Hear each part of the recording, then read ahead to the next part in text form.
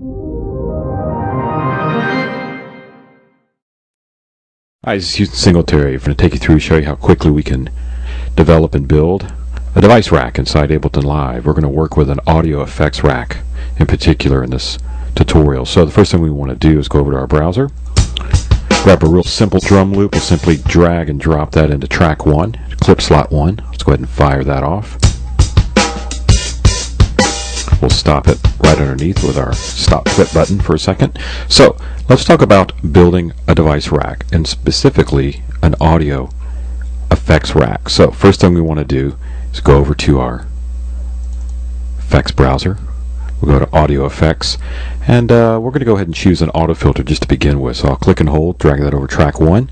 Immediately opens up our device view down here. Here's our auto filter. We'll go ahead and play.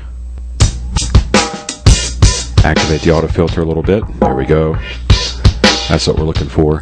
But what would be really cool is we could develop up some control using these intuitive macro controls that are part of the device rack. So what we want to do is we'll click and hold, right click, hit group.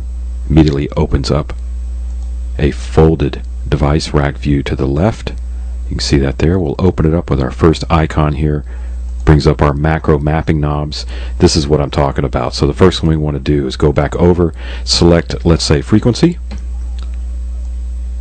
Go to our contextual menu here, hold down our right click, and I'll select map to macro 1 with this frequency parameter right here.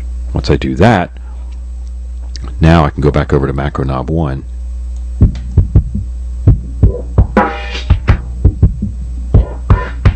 So now I've got control. I can also name that as well. So I'll just go up here to macro, highlight it, and I'll rename that filter sweep.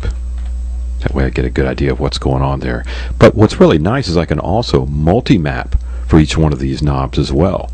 So I go back over here and let's say, oh, I don't know, let's work with some of the envelope shaping here. Well, again, we'll right click, come down, select map to filter sweep, which is that macro knob 1, just like before.